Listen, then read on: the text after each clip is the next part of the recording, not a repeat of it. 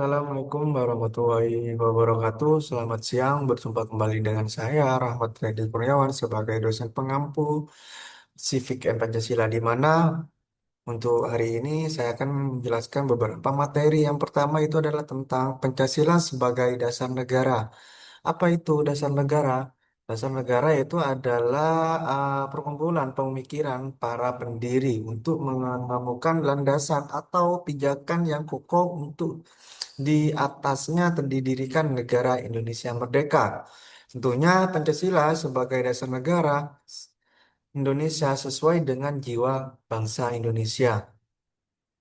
Selanjutnya di sini ada Pancasila menurut pembukaan Undang-Undang Negara Republik Indonesia tahun 1945. Itu ada 5 sila. Yang pertama itu adalah tentang ketuhanan yang Maha Esa.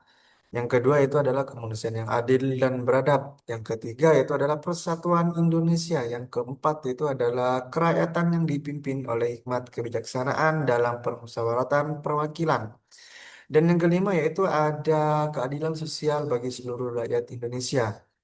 Ini ada berdasarkan ajaran Stephen Theory dari Hans Kelsen ini berhubungan atau hubungan Pancasila dengan pembukaan Negara Republik Indonesia tahun 1945 digambarkan seperti ini piramida. Dari bawah itu adalah adanya rakyat. Terus dibentuklah itu adalah pasal-pasal Negara Republik Indonesia itu adalah selanjutnya itu ada pembukaan. Yang pertama itu adalah Pancasila dari atas. Pancasila adalah cerminan dari jiwa dan cita-cita hukum bangsa Indonesia. Pancasila merupakan norma dasar dalam penyelenggaraan bernegara dan yang menjadi sumber dari segala sumber hukum, sekaligus reh ide atau kerangka citra hukum baik tertulis maupun tidak tertulis. Khususnya di Indonesia biasanya aturan atau norma-norma hukum itu dilakukan secara lisan maupun tertulis. Selanjutnya ada pasal Pancasila bersifat yuridis. Artinya di sini yaitu berfungsi sebagai dasar negara tercantum dalam alinea keempat pembukaan Undang-Undang Negara Republik Indonesia tahun 1945.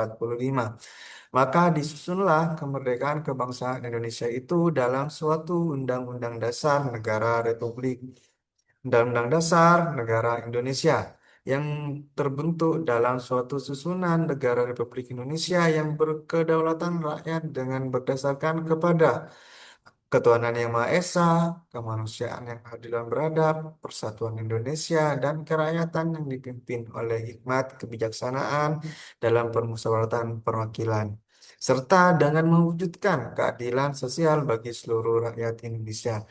Ini adalah Pancasila bersifat yuridis. Selanjutnya ada fungsi pokok Pancasila sebagai dasar negara adalah sebagai sumber dari segala sumber hukum atau sumber tertib hukum di Indonesia sebagaimana sudah tertuang dalam TAP MPRS nomor 20 MPRS 1966. Selanjutnya, konsekuensi yuridisnya. Seluruh peraturan perundang-undangan Republik Indonesia harus sejiwa dan sejalan dengan Pancasila. Jadi, secara yuridis, undang-undang itu harus selaras atau sejiwa dalam peraturan Pancasila atau undang-undang. Terus selanjutnya ada hubungan Pancasila dengan pembukaan Undang-Undang Negara Republik Indonesia tahun 1945 dapat dipahami sebagai hubungan yang bersifat formal dan material. Ini ada hubungan Pancasila dengan pembukaan Undang-Undang Negara Republik Indonesia tahun 1945 secara formal menurut Kailan. Menunjuk tercantumnya Pancasila secara formal di dalam pembukaan Undang-Undang Dasar Negara Republik Indonesia tahun 1945, rumusan Pancasila sebagai dasar negara sebagaimana tercantum dalam pembukaan Undang-Undang Negara Republik Indonesia tahun 1945, di mana pembukaannya mempunyai dua macam kedudukan, yaitu sebagai dasar dan sebagai tertib hukum tertinggi. Selanjutnya yaitu ada pembukaan yang berintikan Pancasila merupakan sumber bagi pasal-pasal Undang-Undang Dasar Negara Republik Indonesia tahun 1945. Pancasila adalah substansi atau isi esensial yang mendapatkan kedudukan formal yuridis dalam pembukaan Undang-Undang Dasar. Ini ada hubungan Pancasila dengan pembukaan Undang-Undang Dasar secara material. Yang pertama itu adalah menunjuk pada materi pokok atau isi pembukaan yang tidak lain adalah Pancasila. Oleh karena itu, kandungan material pembukaan Undang-Undang Dasar Negara Republik Indonesia adalah Pancasila, maka pembukaan undang-undang ini disebutkan sebagai pokok kaidah negara yang fundamental. Sebagai pokok kaidah negara yang fundamental, maka pembukaan undang-undang tidak dapat diubah. Selanjutnya ada penyebaran Pancasila dalam pasal Undang-Undang Negara Republik Indonesia tahun 1945. Pembukaan mengandung pokok-pokok pemikiran yang bersumber dari Pancasila atau nilai-nilai leluhur yang dijunjung tinggi oleh bangsa Indonesia. Pokok-pokok pikiran tersebut dijabarkan ke dalam pasal Undang-Undang Negara Republik Indonesia. Terus selanjutnya ada hubungan pembukaan yang memuat Pancasila dengan pasal-pasal Undang-Undang Dasar yang bersifat klausal dan organisis. Selanjutnya hubungan pembukaan Undang-Undang Negara Republik Indonesia dengan pasal-pasal Undang-Undang Dasar. Yang pertama itu ada bersifat klausal. Artinya di sini merupakan penyebab keberadaan pasal-pasal Undang-Undang Dasar Negara Republik Indonesia. Terus selanjutnya ada bersifat organis. Artinya di sini pembukaan dan pasal-pasal Undang-Undang Dasar merupakan satu kesatuan yang tidak dapat dipisahkan tentunya. Terus selanjutnya dengan dijabarkannya pokok-pokok pemikiran pembukaan Undang-Undang Dasar ke dalam pasal-pasal, maka Pancasila telah menjadi hukum positif. Selanjutnya itu adalah pembukaan mengandung 4 pokok pikiran yang diciptakan dengan dijelaskan dalam pasal-pasal. Yang pertama yaitu adalah persatuan. Harus ada persatuan. Yang kedua itu adalah keadilan sosial. Yang ketiga itu adalah kedaulatan rakyat. Yang keempat itu adalah ketuhanan yang Maha Esa. Selanjutnya di sini ada pokok pikiran pertama. Yang pertama itu adalah aliran pengertian negara persatuan diterima dalam pembukaan Undang-Undang Dasar Negara Republik Indonesia, yaitu negara yang melindungi bangsa Indonesia seluruhnya. Negara mengatasi paham golongan dan segala paham perorangan. Terus selanjutnya ada dasar negara yang utama. Apa itu yang dasar utama? Itu adalah sebagai penyelenggara dan setiap warga negara wajib mengutamakan kepentingan negara di atas kepentingan golongan atau perorangan. Itu adalah pokok pemikiran pertama dari persatuan. Terus yang selanjutnya di sini adalah pokok pikiran kedua, keadilan sosial. Keadilan sosial di sini merupakan klausa finalis dalam pembukaan Undang-Undang Dasar yang menegaskan bahwa suatu cita-cita yang hendak harus dicapai itu keadilan sosial. Maka mempunyai pokok pikirannya harus keadilan sosial merupakan tujuan negara yang didasarkan pada kesadaran bahwa manusia Indonesia mempunyai hak dan kewajiban yang sama untuk mencapai keadilan sosial dalam kehidupan masyarakat, berbangsa, dan bernegara. Terus selanjutnya pokok pikiran ketiga, kedaulatan rakyat. Kedaulatan rakyat mengandung konsekuensi logis yang menunjukkan bahwa sistem negara yang terbentuk dalam Undang-Undang Dasar Negara Republik Indonesia tahun 1945 harus berdasarkan kedaulatan rakyat dan permusyawaratan perwakilan. Aliran ini sesuai dengan sifat masyarakat Indonesia menurut Bakri 2 tahun 2010. Pokok pikiran yang keempat yaitu adalah ketuhanan yang Maha Esa. Undang-Undang Negara Republik Indonesia tahun 1945 harus mengandung isi yang mewajibkan di mana pemerintah dan lain-lainnya penyelenggaraan untuk memelihara budi pekerti kemanusiaan yang luhur dan memegang teguh cita-cita moral rakyat yang luhur, merupakan asas moral bangsa dan negara. Ini adalah proses perubahan Undang-Undang Dasar Negara Republik Indonesia dari tahun ke tahun. Yang pertama itu adalah sebelum perubahan. Ada pembukaan batang tubuh itu adalah ada 16 bab. Selanjutnya ada pasalnya itu adalah 37 ayat, ada 49 ayat, 4 pasal aturan dan peralihan. Yang kedua itu adalah 2 ayat aturan tambahan dan terusnya adalah penjelasannya. Tujuan dari perubahan itu ada menyempurnakan aturan dasar yang mengenai yaitu yang pertama itu adalah tatanan negara, yang kedua itu adalah kedaulatan rakyat, yang ketiga itu adalah hak asasi manusianya, terus yang keempat itu adalah pembagian kekuasaan, kesejahteraan sosialnya, ekstensi negara demokrasi dan negara hukum.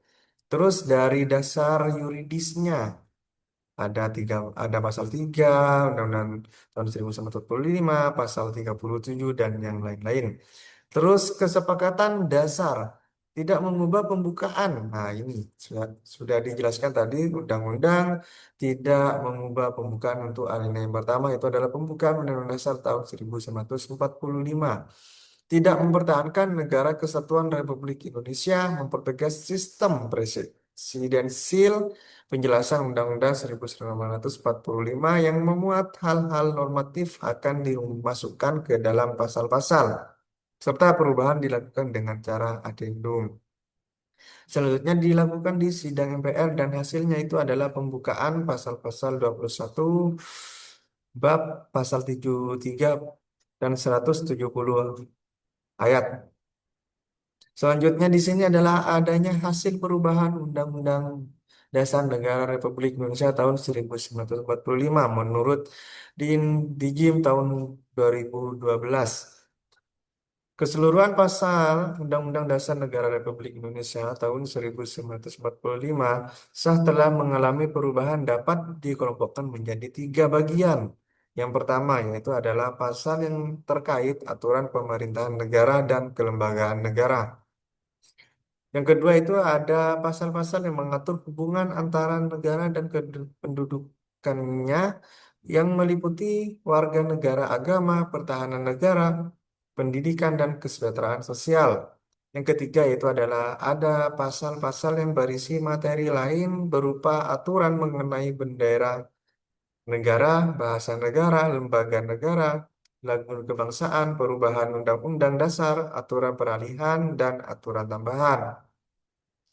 Ini contoh penjabaran Pancasila ke pasal-pasal Undang-Undang Dasar Negara Republik Indonesia. Negara Indonesia adalah negara hukum. Sistem pemerintahan negara dan kelembagaan negara. Negara hukum yang dimaksud adalah negara yang menegakkan supremasi hukum untuk menegakkan kebenaran dan keadilan dan tidak ada kekuasaan yang tidak dipertanggungjawabkan. Terus selanjutnya, warga negara yang ialah orang-orang bangsa Indonesia asli dan orang-orang bangsa lain yang disahkan oleh undang-undang. Ini adalah penduduk, penduduk. Artinya itu adalah warga negara Indonesia dan orang-orang yang bertempat tinggal di Indonesia. Orang asing yang menetap di wilayah Indonesia mempunyai status hukum sebagai penduduk Indonesia. Maka dari itu, setiap orang asing itu melekatkan hak dan kewajiban sesuai dengan ketentuan perundang-undangan yang berlaku atau berdasarkan prinsip yuridiksi tutorial atau sekaligus tidak boleh bertentangan dengan ketentuan hukum internasional yang berlaku umum atau general international law. Selanjutnya di ini ada atribut kenegaraan. Pertama itu adalah bendera negara Indonesia ialah sang merah putih yang mana diatur di dalam pasal 35. Terus selanjutnya ada bahasa negara. Bahasa negaranya itu adalah bahasa Indonesia di mana diatur di pasal 36. Terus lambang negara Indonesia adalah Garuda Pancasila dengan semboyan Bhinneka Tunggal Ika di mana diatur di pasal 36 ayat A. Terus lagu kebangsaan Indonesia Raya. Pasal 36 ayat B. Atribut kenegaraan merupakan simbol yang mempersatukan seluruh bangsa Indonesia di tengah perubahan dunia. Atribut kenegaraan memiliki makna penting untuk menunjukkan identitas dan kedaulatan negara dan bangsa Indonesia dalam pergaulan internasional. Selanjutnya di sini ada implementasi Pancasila dalam pembuatan kebijakan negara dalam bidang politik, ekonomi, sosial budaya, dan HANKAM. Ada empat pokok pikiran yang merupakan pancaran dari Pancasila, mewujudkan cita-cita hukum yang menguasai hukum dasar negara, yaitu Undang-Undang Negara Republik Indonesia. Penjabarannya, keempat pokok pikiran pembukaan ke dalam pasal-pasal Undang-Undang Dasar mencakup empat aspek kehidupan bernegara yang yakni yang pertama yaitu ada politik, ekonomi, sosial budaya, dan pertahanan keamanan. Ini dalam aspek politiknya dituangkan dalam pasal 26 warga negara dan penduduk. Pasal 27 ayat 1 itu adalah kesamaan kedudukan warga negara di dalam hukum dan pemerintahan. Pasal di atas adalah penjabaran dari pokok-pokok pikiran kedaulatan rakyat atau bisa disebut dengan di sila keempat dan kemanusiaan yang adil dan beradab sila kedua. Selanjutnya, kedua pokok pikiran ini adalah landasan bagi kehidupan nasional di bidang politik di NKRI. Politik negara harus berdasarkan dan merealisasikan harkat dan martabat manusia di dalamnya agar sistem politik negara dapat menjamin hak asasi manusia. Pembuatan kebijakan negara dalam bidang politik di Indonesia harus memperlihatkan rakyat yang merupakan pemegang kekuasaannya. Rakyat merupakan asal mula politik karena politik Indonesia yang dijalankan adalah politik yang bersumber dari rakyat. Pancasila dijadikan sebagai dasar-dasar moral politik. Ini dilihat dari aspek ekonominya dituangkan dalam pasal 27 ayat 2 hak atas pekerjaan dan penghidupan yang layak. Pasal di atas merupakan penjabaran dari pokok pikiran kedaulatan rakyat, sila keempat, dan keadilan sosial, yaitu adalah sila kelima. Kedua pokok pikiran ini adalah landasan bagi pembangunan sistem ekonomi Pancasila dan kehidupan ekonomi nasional. Pembuatan kebijakan dalam bidang ekonomi di Indonesia dimaksudkan untuk menciptakan sistem perekonomian yang bertumpu pada kepentingan rakyat dan keadilannya. Selanjutnya di aspek bidang sosial budaya dituangkan dalam pasal 29 dan pasal 31 dan juga pasal 32. Pasal di atas merupakan penjabaran dari pokok-pokok pikiran sila pertama, kedua, dan ketiga. Ketika pokok pikiran di atas merupakan landasan bagi pembangunan bidang kehidupan keagamaan, pendidikan, dan kebudayaan nasional. Ini adalah aspek hankam yang tertuang di pasal 27 ayat 3, merupakan penjabaran dari pokok pikiran persatuan, merupakan landasan bagi pembangunan bidang pertahanan keamanan. Implementasi Pancasila dalam bidang hankam harus diawali dengan kesadaran bahwa Indonesia adalah negara hukum. Jadi, bisa disimpulkan bahwasanya ketentuan mengenai empat aspek kehidupan bernegara sebagaimana tertuang ke dalam pasal Undang-Undang Dasar adalah bentuk nyata dari implementasi Pancasila sebagai paradigma pembangunan di Indonesia yang ditujukan untuk mencapai cita-cita nasional kehidupan bernegara di Indonesia. Cukup sekian dari hari ini pertemuan keempat. Kita ketemu di pertemuan kelima. Terima kasih atas waktunya teman-teman. Saya akhiri untuk perkuliahan hari ini. Assalamualaikum warahmatullahi wabarakatuh.